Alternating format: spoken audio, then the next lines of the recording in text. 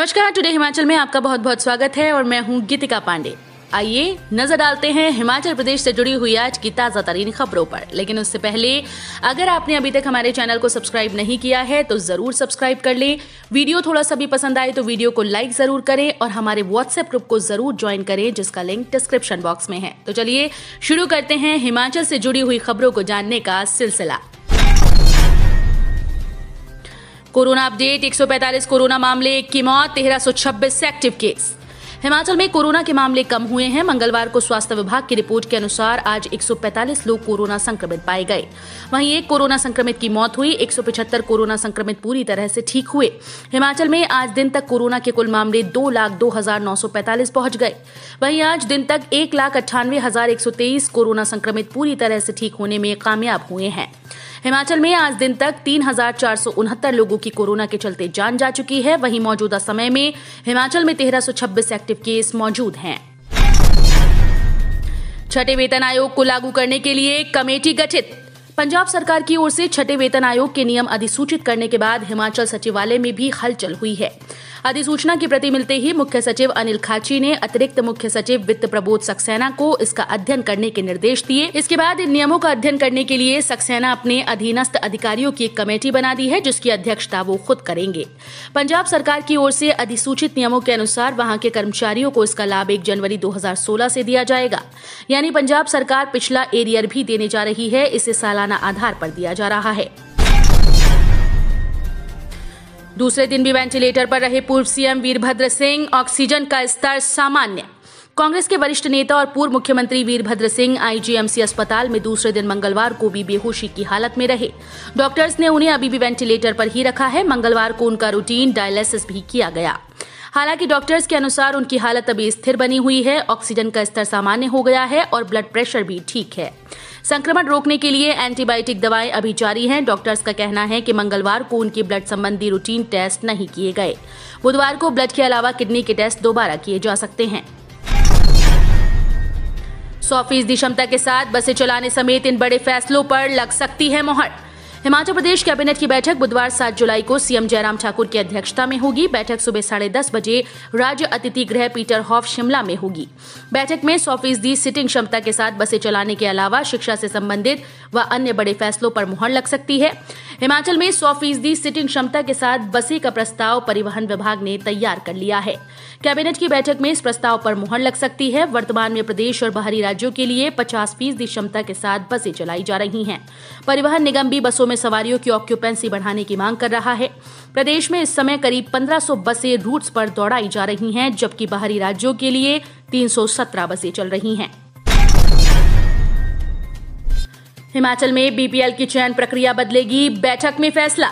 हिमाचल प्रदेश में बीपीएल की चयन प्रक्रिया बदलेगी। अब अच्छा स्वास्थ्य, अच्छी शिक्षा और अन्य तमाम तरह की सुविधाओं तक पहुंच है कि नहीं, इसे भी बीपीएल चयन के पैरामीटर में शामिल किया जाएगा। सोमवार को इस संबंध में नीति आयोग की वरिष्ठ सलाहकार संयुक्ता के साथ मुख्य सचिव अनिल खाची और कई विभागों के प्रशासनिक सचिवों की बैठक हुई। इसमें तय किया गया कि अब केवल आय व्यय के मानक ही गरीबी रेखा से नीचे चयन का मानक नहीं होंगे, बल्कि अब कई अन्य नए संकेतक भी इसमें जोड़े जाएंगे। शिक्षकों के दबाव के आगे झुके मंत्री महेंद्र ठाकुर, वापस लिया बयान। हिमाचल प्रदेश सरकार के सबसे कद्दावर मंत्री महेंद्र सिंह ठाकुर ने शिक्षकों के दबाव के आगे झुककर अपना बयान वापस ले लिया। मंगलवार को राज्य सचिवालय में पत्रकारों के साथ बातचीत में जल शक्ति मंत्री महेंद्र सिंह ने कहा कि मैंने तो मजाक में कहा था, किसी की भी भावनाओं को ठेस पहुंचाना मेरा मकसद नहीं था। उन्होंने शिक्षकों को देश और समाज की रीढ़ बताते हुए शिक्षक हक में किए कार्य भी गिनाए। महेंद्र सिंह ने कहा कि पैट, पैरा और पीटीए शिक्षकों के लिए उन्होंने कैबिनेट में जोरदार तरीके से वकालत की। उन्होंने कहा कि मैं अपने बयान को वापस लेता हूं। एनएसयूआई ने छात्रों को साथ लेकर बोला, डीसी ऑफिस पर हल्ला। छात्र संगठन एनएसयूआई द्वारा विश्वविद्यालय प्रशासन द्वारा आयोजित की जाने वाली वार्षिक परीक्षा को रद्द करने और छात्रों को प्रमोट करने की मांग को लेकर किए जा रहे धरना प्रदर्शन के दौरान आज छात्रों का गुस्सा फूट पड़ा। इस दौरान एनएसयूआई के छात्र नेताओं ने कॉलेज स्टूडेंट को साथ लेकर डीसी ऑफिस पर हल्ला बोल डाला। विरोध प्रदर्शन में जिले के दूर दराज क्षेत्रों से पहुंचे कॉलेज छात्रों ने बताया कि हिमाचल प्रदेश की भौगोलिक परिस्थितियों के चलते प्रदेश के हजारों छात्र ऑनलाइन कक्षाएं भी अटेंड नहीं कर पाए हैं, जबकि एक कक्षा में 500 से अधिक छात्र छात्राएं होने के चलते कॉलेज का स्टाफ भी सभी छात्रों को ऑनलाइन शिक्षा मुहैया करवाने में नाकाम रहा है। ऐसी परिस्थिति में यदि विश्वविद्यालय प्रशासन परीक्षाओं का आयोजन करना ही चाहता है तो वो ऑनलाइन की जानी चाहिए। वहीं दूसरी ओर NSUI के छात्र नेताओं ने विश्वविद्यालय प्रशासन से मांग की है कि हिमाचल प्रदेश शिक्षा बोर्ड की तर्ज पर विश्वविद्यालय स्टूडेंट्स को भी प्रमोट कर अगली कक्षा में दाखिला प्रदान किया जाए। हिमाचल में भारी बारिश का अलर्ट, 12 जुलाई तक झमाझम बरसेंगे बादल। हिमाचल प्रदेश के मैदानी व मध्य पर्वतीय भागों में 6 से 10 जुलाई तक लगातार बारिश तूफान चलने का येलो अलर्ट जारी किया गया। मौसम विज्ञान केंद्र शिमला ने 9 और 10 जुलाई को भारी बारिश का अलर्ट जारी किया। प्रदेश में 12 जुलाई तक बारिश का दौर जारी रहने का पूर्वानुमान है। ऐसे में लोगों को गर्मी से राहत मिलने की उम्मीद है। उधर मंगलवार को दिन के समय राजधानी शिमला व आसपास के क्षेत्रों में मौसम मिला जुला रहा।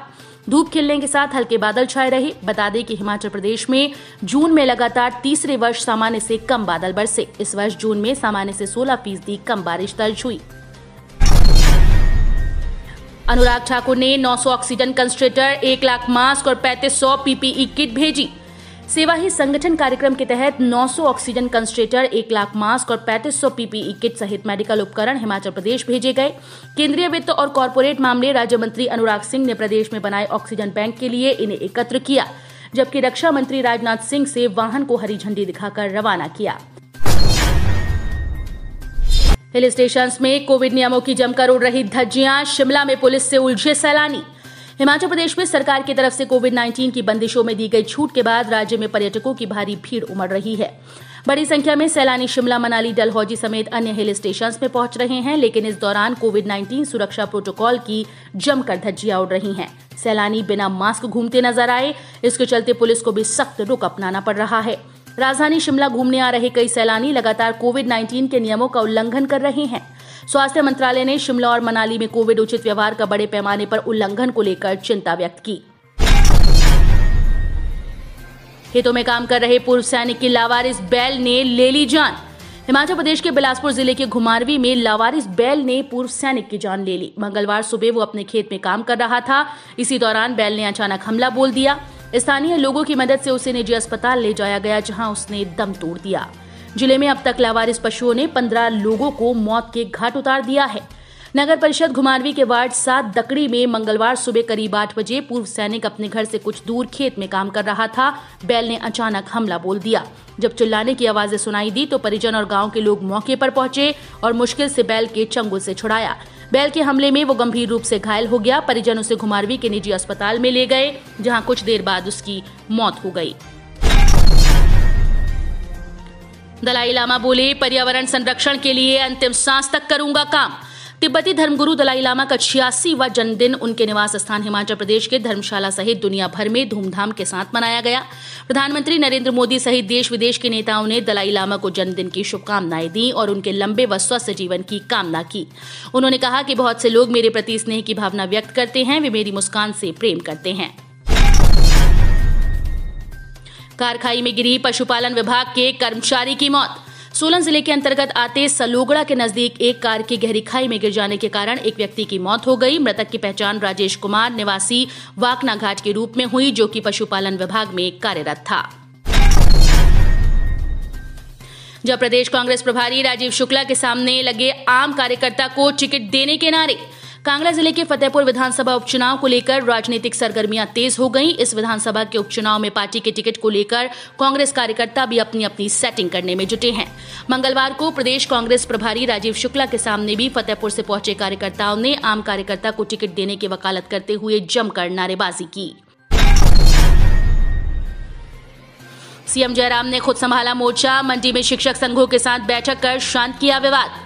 जल शक्ति मंत्री महेंद्र सिंह ठाकुर द्वारा शिक्षकों को लेकर दिए गए बयान के बाद उपजे विवाद को शांत करने के लिए मुख्यमंत्री जयराम ठाकुर को खुद मोर्चा संभालना पड़ा। जल शक्ति मंत्री के बयान के बाद सरकार को होने वाले डैमेज कंट्रोल पर ब्रेक लगाने के लिए मंडी प्रवास के दौरान मंगलवार देर शाम को परिधि गृह मंडी में मुख्यमंत्री ने जल शक्ति मंत्री द्वारा शिक्षकों को लेकर की गई टिप्पणी पर मध्यस्थता करते हुए शिक्षक संगठनों के साथ मंडी में बैठक की। तो ये थे हमारे प्यारे राज्य हिमाचल से जुड़े हुए आज के ताजा तरीन समाचार। उम्मीद करते हैं आपको जरूर पसंद आए होंगे।